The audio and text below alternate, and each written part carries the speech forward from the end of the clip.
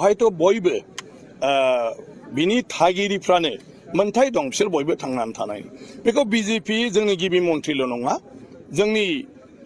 दानि आथिखालनि सरकार मानव गेदेर प्रमद बर' बिथांनि दैदेननाय बेनो दिनैहाय सरकारि भाबै थांखि लादों जे दिनै भिजन डकुमेन्ट्सनि बाथ्राखौ नोंथांमोना हयथ' मोनथिगौ रायजो राजायाबो मोनथिगौ जे बड'लेण्डआव बर'जों लोगोसे जेसेबां हारि माहारि दं बिसोरनि राव थुनलाइ बिसोरनि हारिमु आसार खान्थि बे गासिबो रैखाथि मोननांगौ आरो बेफोर जौगाजोबनांगौ आरो बिनि थाखाय सेन्ट्रेल आरो स्टेट गभर्नमेन्टखौबो बिटिसिनि सरकारा जेब्लायबो माने नारसिननानै बिसोरनि थाखाय खामानि मावहोगोन गतिके बे बिजेपिनिल' नङा मानव गेदेर माने हिमन्त बिश्व शर्मा डांगरिया माने मानव गेदेर बिथांल' नङा बरन्स बयबो गाज्रि मोनगोन होननानैनो बिजेपियाबो बे लाइनावनो सिन्था खालामदों दिनै माने मानव गेदेर प्रमद बर' बिथांनि खामानिखौथ' गाज्रि होननो हायाना नै 14ता जाथिखौ जेराव बिथाङा माने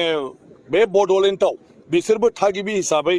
बर' बायदिनो बयबो जाहाथे मोजाङै बेवहाय थांनानै थानो हायो बिनि थाखाय राहा लामा लादों माने इउपिपिएल सरकारा गतिके बे लाबाय नालाय दा गासै सरकारानोथ' हारि माहारिनि खोथाखौ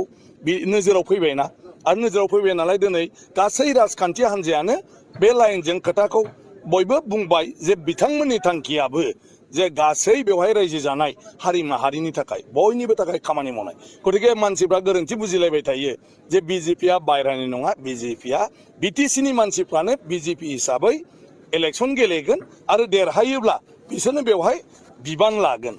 आरो बे बर' अना बर'नि खोथा आथिखालाव जेबो गैला मानो होननानै बुङोब्ला दिनै जोंनि बर' दैदेनगिरिफ्रा बुजिबाय आरो बिनिखायनो दिनै बिथांमोनहा बिटिसि सरकाराव थांखि लाबाय जे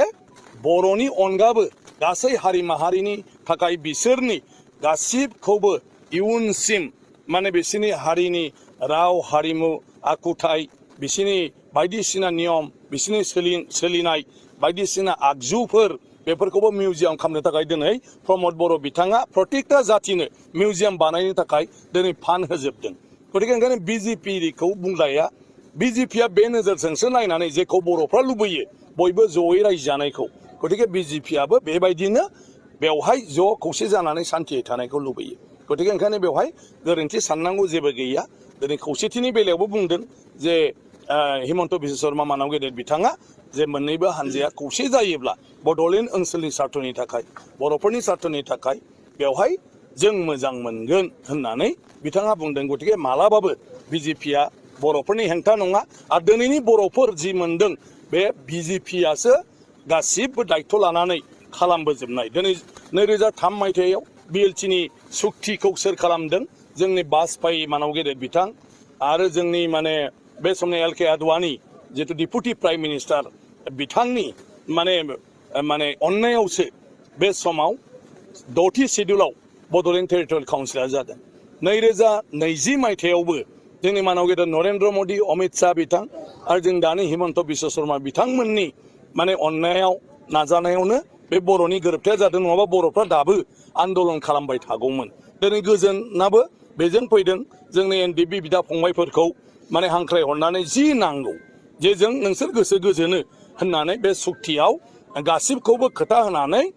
बिसोरखौ लाबोनाय जादों माने माबायाव मुल खुथि जायखौ मेन स्ट्रिमाव गुबै माने लामायाव लाबोनाय जादों आरो बिनि गेजेरजों दिनै